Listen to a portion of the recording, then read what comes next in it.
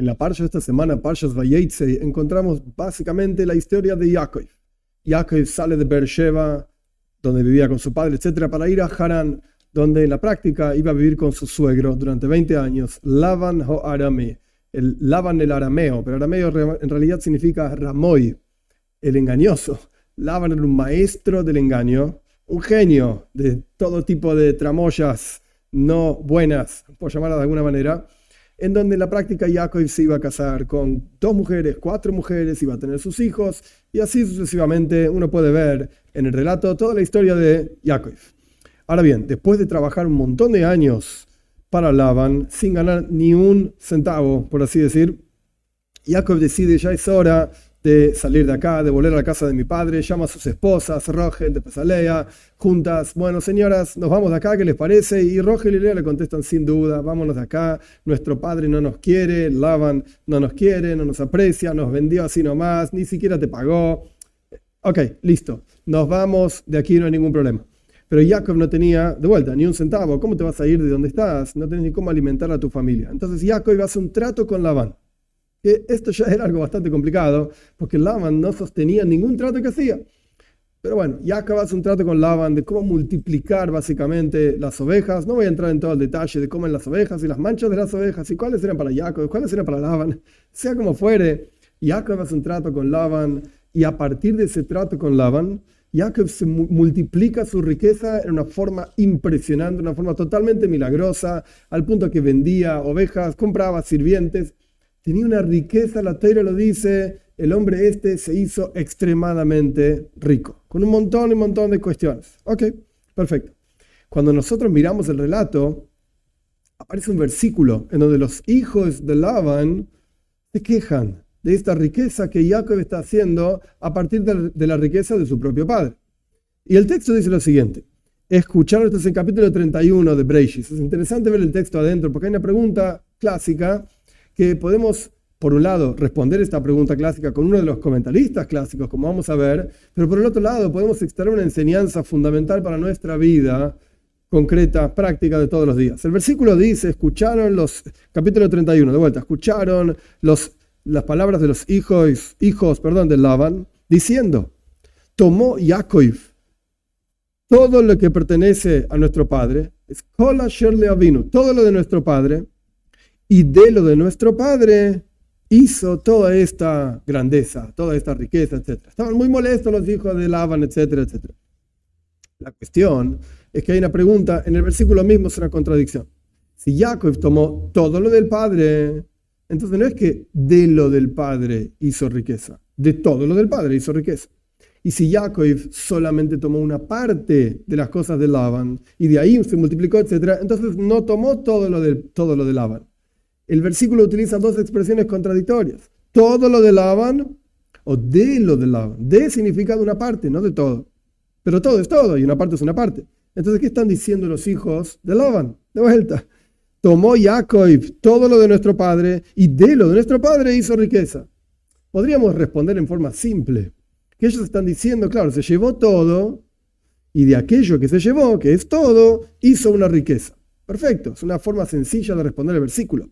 Pero en la práctica, ¿Jacob se llevó todo lo de Laban? No. Cuando miramos en la historia, unos versículos atrás, como dije antes, Jacob hace un trato con Laban, una parte de las ovejas le quedan a Laban, una parte de las ovejas le quedan a Jacob. De hecho, nuestros sabios mismos dicen, Rashi lo trae en su comentario, Laban le dejó las peores ovejas y los peores chivos, etcétera, corderos, carneros, a Jacob. Total, son enfermos, no pueden ni multiplicarse, ni reproducirse, etcétera. Arreglátelas como puedas. Y Jacob se hizo rico a partir de esto. Entonces sabemos, es concreto, en el texto mismo está claro que Jacob no se quedó con todo lo de Laban. Entonces, ¿qué están diciendo los hijos de Laban? Que Jacob se quedó con todo lo de Laban y de lo de... No podemos responder que al quedarse con todo, de todo eso hizo riqueza. No es así. Evidentemente algo dejó con Laban. Entonces, ¿qué están diciendo los hijos de Laban? El Kli Yakar vivió en Praga, año 1630, 1650. Efraim Alunchitz se llamaba, tiene un comentario sobre esta pregunta y la responde de una manera muy interesante. El versículo está hablando de 2 cuestiones diferentes, no están hablando de lo mismo. No está hablando solamente de las posesiones de Laban, porque entonces tenés una contradicción, se llevó todo, se llevó una parte, como ya explicamos. sino que el versículo está hablando de dos asuntos. Asunto número uno es el engaño de Labán. Este engaño de Labán, que Jacob no lo conocía, porque la Torá misma nos dice en la parsha pasada que Jacob era un Ishtam, una persona simple, sencilla, le gustaba estudiar Torá, no tenía estas maquinaciones raras que buscaba Esaú, Labán, etc. No, era un hombre simple, sencillo, transparente. Ese era Jacob. Jacob, cuando llegó a la casa de Labán para vivir y para estar en Harán, etcétera, etcétera, tuvo que aprender cómo lidiar con Labán. Y aprendió todo lo de Labán. Se tomó todo lo de Labán. ¿Qué significa? Todo el engaño que Labán vivía, Jacob lo aprendió, lo entendió, lo incorporó. No para ser una persona engañosa per se, por así decir, por sí misma, sino para aprender a sobrevivir en un lugar tan hostil como era Harán, que nuestros sabios dicen que era el lugar que generaba el enojo absoluto de Dios. Jacob aprendió todo lo de Labán. Y después, la segunda parte del versículo efectivamente está hablando de posesiones, de lo de nuestro padre, de una parte de lo de nuestro padre, hizo toda la riqueza que hizo, etcétera, etcétera. Esto es como el Kli Yakar responde este versículo. La mitad del versículo habla de la sabiduría de Labán, por llamarlo de alguna manera, el engaño. La segunda mitad del versículo habla de las posesiones de Labán. Punto. ¿Qué podemos extraer de esto? Una posible idea, que no está escrita en el Kli Yakar, simplemente una posible idea.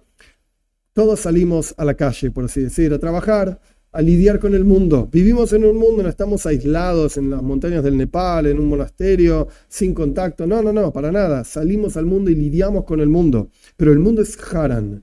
El mundo es un lugar engañoso, el mundo es un lugar terrible, al punto hasta llegar muy, muy sutil y muy, muy profundo, el engaño más grande que hay en el universo, ¿cuál es? Que no vemos la presencia de Dios, vemos el mundo.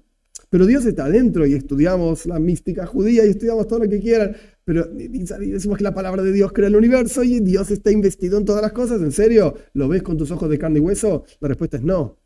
Este es el engaño más grande que hay. Y tenemos que aprender a lidiar con ese engaño, no ser engañados. Y para no ser engañados, efectivamente tenés que saber cómo funciona la mente de quien engaña, de quien está lleno de estas cosas. El mundo está lleno de este engaño. De hecho, al punto tal que el Zohar lo llama alma de shikra, es un mundo de mentiras. El mundo entero es una mentira. Lo único que hay es Dios, no hay un mundo. No hay dificultades, hay formas de elevarse. Entonces, Jacob aprendió todo lo de Labán, tenemos que incorporar todo lo de Labán, tenemos que ser conscientes de que el mundo es alma de shikra, es un mundo de mentiras, donde la presencia de Dios está, solamente que nosotros no lo vemos. Y a partir de saber estos conceptos y tenerlos claros, a partir de ahí, como Jacob mismo, de lo de Labán, podemos construir y realmente llegar al crecimiento y a la riqueza. Y la verdadera riqueza es, como dicen los textos de nuestros profetas, que vamos a ver con la venida de Mashiach, con nuestros propios ojos de carne y hueso, la boca de Dios en la creación, vamos a poder verlo en la creación y se va a acabar completamente este engaño. De vuelta con la venida de Mashiach pronto en nuestros días.